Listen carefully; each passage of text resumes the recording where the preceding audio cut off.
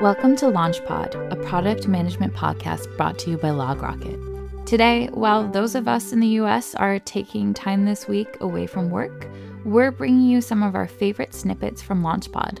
On today's episode, you'll hear from Kristin Dorsett about prioritizing big bets, Steve Chazin about how working at Apple in the 90s with Steve Jobs transformed how he managed product, and Roman Gunn, who talks about workback plans focused on a design North Star. First up, we have Kristin Dorsett, CPO at Viator, talking about how she prioritizes and gathers data and how that impacts her big bet initiatives. There's a lot of ways to pick and a lot of ways to prioritize and gather data. I've definitely found over time, a lot of them don't work that well, or a lot of them will yield you results that are mixed. There's a few really good ways to do it. It varies depending on your business, and usually the good ways are the hardest ones. So how do you guys do that over at Viator? What does that look like? How do you discover what you need to be working on and what you need to prioritize? And I think you put it well, like what are the big rocks in your plan? So I'll talk a bit of how overall we plan as a company and then how that translates into what we work in product. So overall as a company, we have a sort of longer term strategy and vision for where we want to go, like where we're going to play, how we're going to win. And then that translates every year into our annual company OKRs. And this is, okay, for this year, these are the 5 things that we're going to be focused on as a business. And then what we do is have a bit of a bottoms up process of, okay, what are those big bets that we want to make as a company that we think will help us achieve these outcomes that we're looking for? And they'll say it's bottoms up. It's a bit bottoms up and tops down because we have some things, bigger strategic things that we know what we want to go after and capabilities that we want to be building. And so some of those we all have to write proposals. So even I will write a big bet proposal every half for things that I want to see happen. And then we basically assess all of these proposals and decide, okay, what are the ones that we think will drive the most immediate short-term impact, as well as what are the ones that are the more longer-term strategic rocks that we want to be making sure we're making progress against. And we get that list down to 10 to 12 things typically. And those are the big initiatives that R&D focuses on. And that takes up about 50% of our team's capacity is the aim. Sometimes it's more, sometimes it's less. And the goal would be like, these are the big bets, these are the big rocks. And then teams each have their own individual charter of this is the part of the journey we want you to be optimizing. This is the customer problems we want you to be solving. And the teams can fill in the rest of their roadmap with the team-driven work that helps drive their charter forward. I think that it's great to have the agility to move quickly, but at the same time, you need enough time to actually do something impactful. Oh, and back to the prioritization of those bets, which I didn't really answer. So for every single bet proposal, we do have an opportunity size. It's a very back of the envelope. And we're looking at, the short-term versus long-term impact. And so we were weighing, okay, that actual opportunity size, what are the biggest opportunities we could be going after, layered in with the strategic side. Like sometimes we'll do something and maybe it's a bit smaller opportunity size, but is more strategic.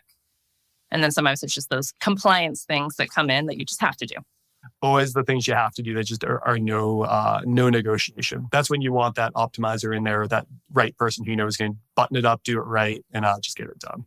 Yeah, hyper detailed people on those. Going kind of one step down below, that kind of planning, how do you all get there? What fuels kind of those proposals, or what gets you to that kind of level of knowing having the hypothesis that you think is going to move the business, right? I'm sure there's lots of different kinds of data out there. I think PMs are in the enviable and probably unenviable position of there's no shortage of data information you can use. So what's the process over in the product or at Viator to understand that from a data perspective or to get your inspiration or drive these projects forward? We definitely have a lot of sources for data.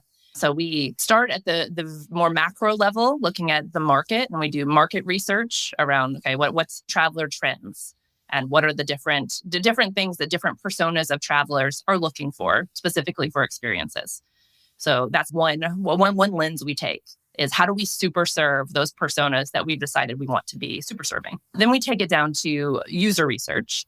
And we do a lot of qualitative research with our customers, existing and prospective, of what's going well in our product now. Where is the friction in our journey? When we're rolling out features, we do usability testing before we roll them out to make sure that people can do the thing they're trying to do. And so that produces a really rich data set. We also have a voice of the customer program where we're collating all of the data we get from all of the written and spoken contacts we have with customers. So everything from customer service contacts, both phone, email, chat, as well as all the reviews that come in, as well as external reviews like App Store or Trustpilot. And we put it all in a big database, use a bunch of models to get insights out of it. And it helps tell us some of the themes of where we could do better. And it's one of our most valuable tools. Like it can tell us even down to this page in this destination is causing problems. And so that's qualitative. And then on the quantitative side, we have product analytics tooling. Obviously, just like we have BI tooling where we can help. We use it to spot opportunities as well.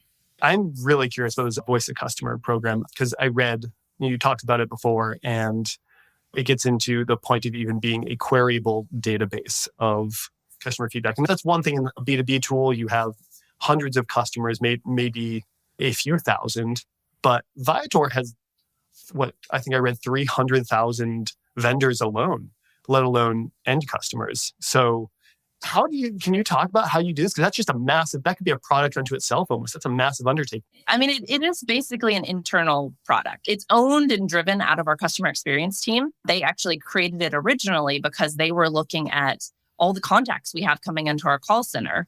And they were trying to figure out, how do we make some of this self-service so that these travelers don't have to talk to a customer service agent at all? And so we started with just that job in mind. And over time, have just added more and more data to it. It is an internal product. And I think there's a small team that owns it and continues to bring it forward. This is one of those things I always love to hear about because I could talk to you for an entire hour just about this. Can you talk about maybe with that level of data, what have you been able to do with that? What has that actually driven from an end result? Can you talk maybe about a project or a change that you guys have been able to pull out that was material that came from that program? There's dozens. When I asked the head of this program to give me some wins, she had a very long list. But one I'll talk about is we have recently been investing a lot in our app. And we're seeing more and more of our travelers using our app versus our mobile web or desktop experiences. But our measurement of our app isn't as strong because it's less mature. And so we were trying to figure out, what are the biggest customer problems we're seeing in the app? And so we mined the voice of the customer data. And the overwhelming theme was manage my booking, was just one of the key jobs to be done that people were really struggling with. And it was actually driving cancellations. And so it came out loud and clear in the data. And it's a big enough opportunity that it became a big bet. And we've spent the last year trying to make those jobs to be done a lot easier. And we use the voice of the customer data to mine, when people are in this part of the app, what are the other things they're calling CS about? Or what are the other things that we're hearing about in the App Store reviews? And we were able to come up with a short list of, these 5 jobs, we're not meeting expectations right now. And we've been working through and fixing them. And how does that kind of slim down process work? Because I'm sure with that many users, it's not like something where you can go off of, 20 people mentions. I'm sure there's even the most esoteric things get a few mentions. How are you kind of really narrowing in on what those 5 priorities are from this? So I think we use voice of the customer as a canary in the coal mine often. It's telling us where the problems are. It may not be able to tell us the size of them because, again, it may only be 20 of these customers that actually picked up the phone and called CS about it. But it's enough and it spikes in the tool. And we're there's a problem there. Let's go size the problem. And that's where we will then lean into our product analytics tooling or do user research studies to really get into the underlying why. Next, we have Steve Chazin, VP of Products at Alarm.com, who came on to talk about his experience working at Apple in the 90s and how the experience working with Steve Jobs impacted how he works with product today.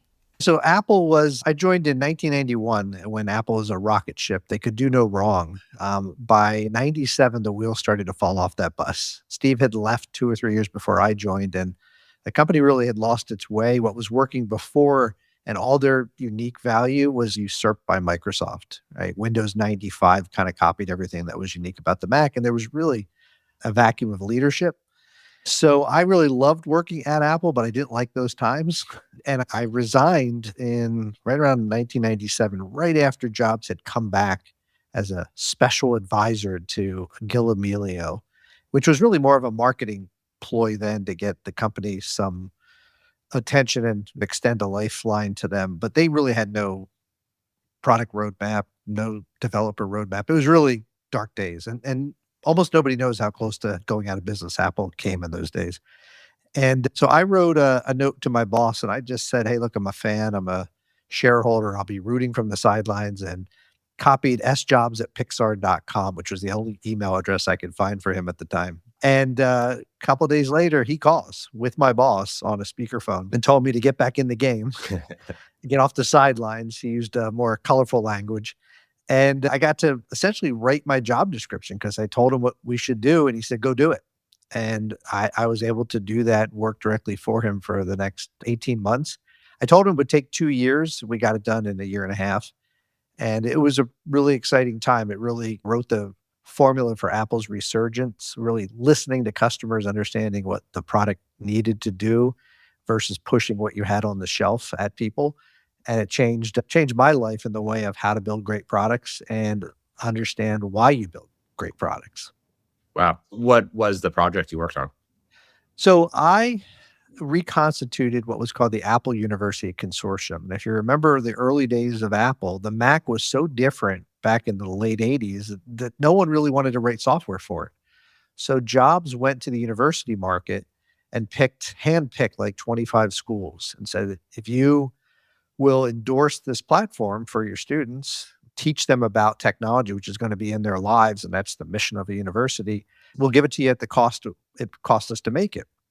And so in the early days, that worked. There was a bunch of very well-known universities that built a lot of the early software on the Mac and standardized on it long before anybody thought a student needed to buy a computer in college. And that worked in the early days of Apple, and I rebuilt it again in the late 90s when the same problem was happening. All the developers were leaving the platform. Windows looked like the future. And a lot of universities had committed so heavily to Apple that if Apple went out of business, they had to start over. They were completely 100% requiring every one of their students to buy a Mac on matriculation. So it was tough for them to admit that future. So we knew they wanted us to survive. We needed them to survive. So it was this match made in heaven. And every 3 to 4 months, we'd invite them out to Cupertino. We would show them what we were working on. We'd get their feedback. At a certain point in the presentation, Steve would kick out all the Apple people like me and talk directly to the university leaders and really drill into them why they were important and why we needed each other. And again, most people don't know, but the foundation for the Mac OS then was partially built by these universities themselves. The Mac kernel was built on a Carnegie Mellon foundational shell called Andrew or Mock. And Dartmouth and Harvard and MIT all built a lot of the plumbing for it.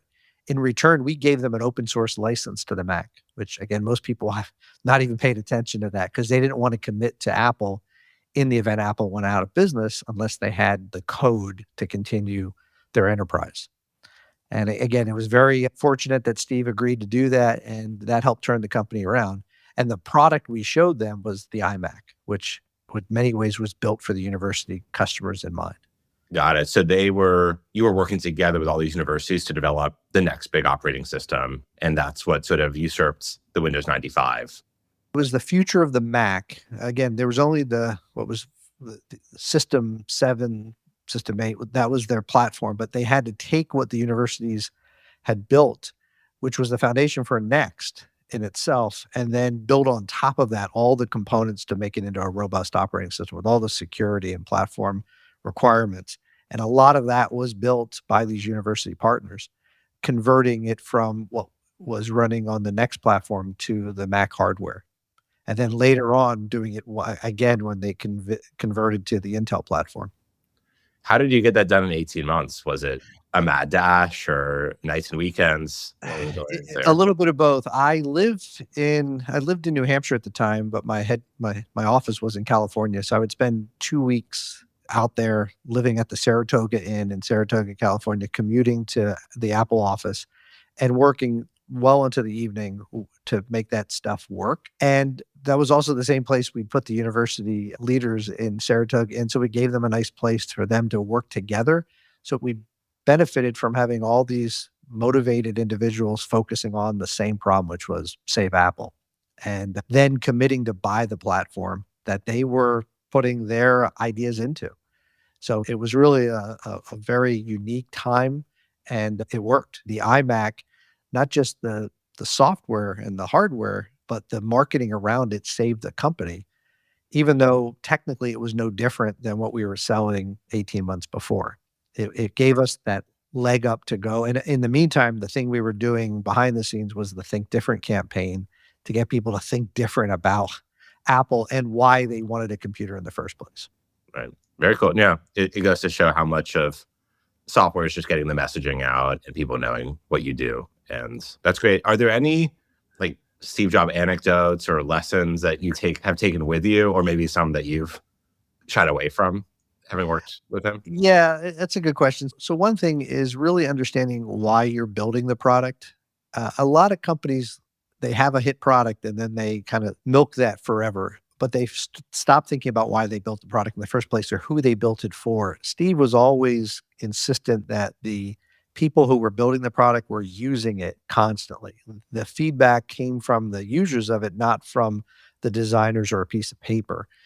The other piece, which is unique to Apple, and it's something I took to the rest of my career, is typically marketing and sales are on one side of the business and product and engineering are on the other. And when times get tough, they point at each other. The product people and the engineering people say, hey, why can't you sell what we gave you? And the marketing and sales people say, what you gave me can't be sold. And at Apple, it's not like that at all. Before you start writing code or building a design, you decide what the message is, why it exists, its reason for being. And then everything stems from that. And you get a very clear picture of why you're putting a feature in or why you don't need that feature. And saying no becomes this liberating activity because you don't have to add that feature if it doesn't support the reason it should exist to begin with. And a lot of companies forget that, but it's something unique to Apple, right? It's in the same people's brain. They know why they wake up and build this feature or why they message it that way because it needs to solve this problem better than some other product that might already exist. And finally, we talked to Roman Gunn, VP of Product at Zeta Global, who came on to talk about his experience with what he calls a design North Star and how he uses that to create a roadmap based on customer needs, opportunities, and industry demands. So I love to start with something called a design North Star. So essentially work with great design folk to create a end state that we're trying to reach. What is the ultimate thing that we're moving towards? And it doesn't have to be perfect. It doesn't have to use all our standardized components. It doesn't have to have all the answers in terms of deep flows, but it has ultimately where and why we're going. And because of that, it brings the reality of the end state much closer. It starts to, one, feel more attainable and feasible. And two, it gives a common language and something for people to point towards. One of the things that I've learned in my career is that it's unfair to make people imagine at times. You want to give them something to reference. And by having a visual aid that they can say, oh, this is one, polish, two, this has all the elements that I want, and three, like, how do we get there now? I think that's the thing that we really try to build. And then based on that, we then start creating different phases of how do we build towards that. So we start figuring out what are the most essential solutions, what are the solutions that scale into other parts of the product, and essentially the entire architecture of how it's going to work. But it all starts with, this is where we're going. Because without that, I think a lot of companies fall into what I call the incremental march to nowhere. They just build and measure, but where are you going? It's great that you moved like another mile, but a mile towards what? So that's what we want to avoid. And when you're building that work back plan, what are you working back from? Because I think given the nature of products you work on, you could be looking at where you're going to be 3 years out, where do you want to be a year out? There's always this kind of idea of what's critical. And then there's all the add-on things that you could add on, starting from the end state. What's the minimum we need to do to launch what we need to launch initially, and then go, or how does that work? How are you looking at all the additional things you can do afterwards?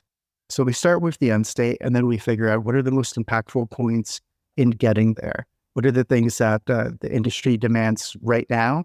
And what are the biggest opportunities for us to grab? Because I always find it's interesting to balance between the necessity, the function, and the sizzle, right? You have to deliver both in lockstep because you're going to be missing out on different buyer types if you don't focus on both. So I always try to think of both the tactical and the strategic. The way I talk to PMs about this, sometimes it's like, look, you have to think about 60, 70% functional ethics that people aren't going to necessarily celebrate or share, but it's going to make their life significantly easier. They're going to be locked into your ecosystem. And the other 30 to 40% is going to be the things that cause people to buy your platform in the first place. Do you have a process for how you understand what those different elements are? Are you talking to customers? Is it gut feel? Is it a little bit of both or someone else? Yeah, so you definitely need to work with individual business units you have. You definitely need to work with the people who are in the weeds actually using the platform, because those things aren't aligned always. And then you do have to intuit a bit of where things going to go, right? Because it's one thing to build what a competitor has. It's another thing to say, I want to be better than a competitor. And you can't do that by copying. You have to do that by finding inspiration. And sometimes that inspiration is best found not within a competitor, it's best found within an entirely different space.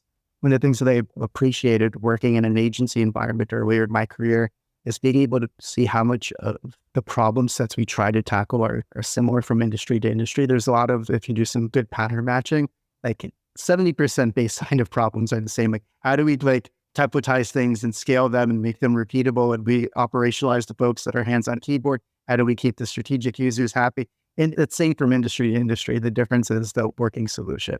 So if you think about those different pillars that you have to hit, you have to pattern match against it.